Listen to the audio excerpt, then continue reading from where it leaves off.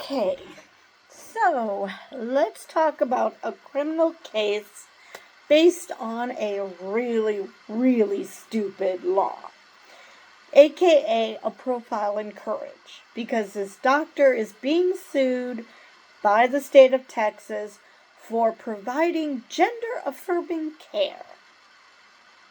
Because how horrible. Okay. Texas Attorney General Ken Paxton has filed the first of its kind lawsuit against a medical provider for allegedly providing gender-affirming care to minors in violation of SB 14, the state's ban on such care for minors. Paxton filed a lawsuit against Dr. Mei C. Lau, a medical provider at Children's Hospital in Dallas, for allegedly prescribing hormone replacement therapy to at least 21 minors between October 2023 and last August. Law allegedly used false diagnosis and billing codes to mask these unlawful prescriptions. Well, of course they did if there's a stupid law against the practice. So just doing what you have to do. The Lau may lose her medical license if the lawsuit succeeds. I wonder if she could get it in a different state? Paxton's lawsuit falsely refers to gender-affirming care as dangerous and experimental medical procedures. Experimental? I'm sorry, sweetheart, just because you've only recently heard about it doesn't mean it just started. A press release from his office also claims that there's no scientific evidence supports the supposed benefits of gender-affirming medicine. This, too, is a lie. Exactly, because there's all these medical associations who stand by this care, but somehow Ken Paxton knows better than all these societies, all these doctors, all these scientists. Because, you don't need experts, you just need this plucky lawyer who seems to know everything about everything. Or at least he thinks he does.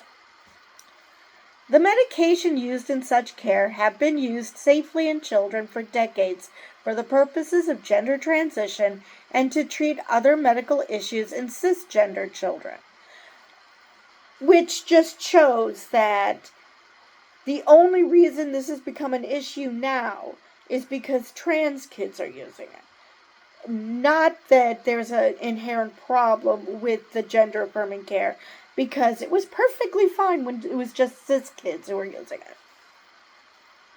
In fact, Texas's law stands in opposition to the best care practices for treating gender dysphoria recommended by every major medical association. These associations agree that such care is safe, effective, and essential for the overall well-being of trans people. But, as we all know, that's the point. We want to make it incredibly hard for trans people to exist because people seem to think that trans people are just inconvenient. Then it makes you think of issues you don't want to think of, and so it's just easier they just all die. Although the Texas Supreme Court, whose judges are elected officials, upheld the state's ban in an 8-1 ruling last June, the U.S. Department of Justice has opposed a similar ban passed in 2023 by the Tennessee legislature. The DOJ's lawsuit will likely be argued this December or in January 2025 in front of the U.S. Supreme Court. Good luck with that. The court will likely issue a ruling in June or early July 2025. The laws are inflicting profound harms on transgender adolescents and their families by denying medical treatments that their affected adolescents, their parents, and their doctors and medical experts have all concluded are appropriate and necessary to treat a serious medical condition, the DOJ wrote in court filings. Because again, lawyers seem to think that they can practice medicine because when it comes to things that they find icky, they seem to think they know better than medical professionals as to how to properly treat these people. Or in this case, hope it goes away. And by it, I mean the trans people. Paxton has a long history of opposing gender-affirming care. In February 2022, he issued a non-binding opinion calling gender-affirming healthcare a form of child abuse. Children's Hospital in Dallas stopped providing gender-affirming care to trans youth that year in response. But I bet they didn't do it for cis youth. Because somehow gender-affirming care is perfectly fine when it comes to cis people, but it's bad when it comes to trans people. Actually, I wonder if dipshits like Ken Paxton actually is aware of that gender-affirming care can be used for cis people. Because that would mean that he actually understands what gender-affirming care is. Soon after issuing his order, several employees with the Texas Department of Family and Protective Services, or DFPS, quit, and some state attorneys refused to enforce his opinion by investigating families that provide gender-affirming care to their trans children. The Texas Supreme Court ruled that neither Abbott nor Paxton had the authority to issue the order. Several families with trans children also filed a lawsuit against Abbott. The presiding district judge in the lawsuit issued a temporary restraining order against any such DFPS investigations. Paxton also demanded out-of-state hospitals and PFLAG, an LGBTQ+ advocacy organization, turn over records related to the families of trans youth seeking gender-affirming care. Both groups successfully opposed Paxton's efforts. Yeah, that doesn't scream fascism at all. Oh, I'm going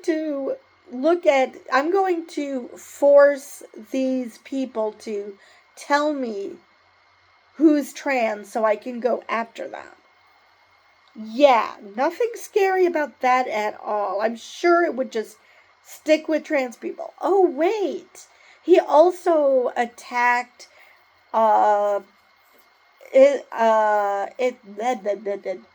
Hispanic, a Latino nonprofit whose sole purpose was to help Latinos register to vote because of fear that illegals were voting, because obviously if you're Latino, you must be illegal. So, yeah, it's obviously didn't start with this, and it's not going to end with this either. So anyway, given what the Texas Supreme Court did, I'm hoping that,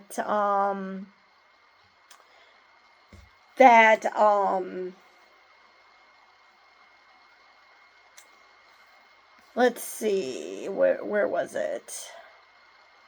What did I want to bring up?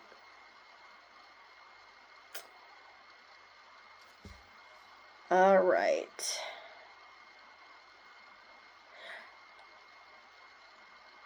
Okay, so I hope that the Texas Supreme Court, who claimed that neither Abbott nor Paxton had the authority to issue the order, even though it said earlier that that they upheld the state's ban, I don't know, maybe they will find this doctor not guilty. I don't know. That's I'm getting mixed signals from the Texas Supreme Court, so I have no idea how this is going to end. But I hope things work out for the doctor, because I hope they bring up the fact that this care is open to cis people as well. Because I would love to hear the definition they have for gender affirming care. I'm 53 years old. Because of the fact that I had a hysterectomy a decade ago, I have absolutely no idea if and when I'm in menopause. Because obviously the easiest way is the way your period reacts. And since I don't get that, not a clue. But you know what the gender affirming care would be for me? Estrogen and progesterone, because that is how you help people with severe symptoms and if you're in menopause. That is gender affirming care. Cis people get gender affirming care. Men get gender affirming care. If you are in need of Viagra, that's gender affirming care. If you're in need of a boob job, that's gender affirming care. And I'm not talking about trans people wanting breasts. I am talking about cis women who either want a boob job because they want to look like Dolly Parton, or because of breast cancer, or whatever the reason. That is gender affirming care. Gender affirming care is not inherently a trans issue. Gender affirming care affects everybody because it affirms your gender.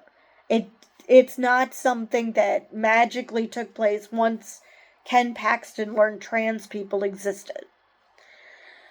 So, yeah, I really, really hope that this comes back to bite cis people in the ass, because in Texas, because that is probably the only way that dipshits like him, like Ken Paxton, will realize the harm that they're doing.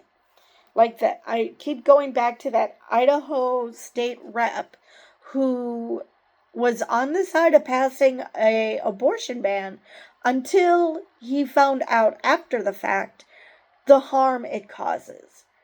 Probably because he didn't believe women when they said that it would cause harm. And then he regretted his decision. And I'm glad he regrets it, but damn, maybe you should have listened to experts to begin with.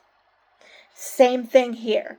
I really, really hope this comes back to bite Ken Paxton in the ass. And maybe, possibly, he might feel regret, but I don't think he's capable of such emotion. So I don't think he's capable of shame. I don't think he's capable of regret. Anyway, that is all I have for this video. And with that, I will see you guys in the next one.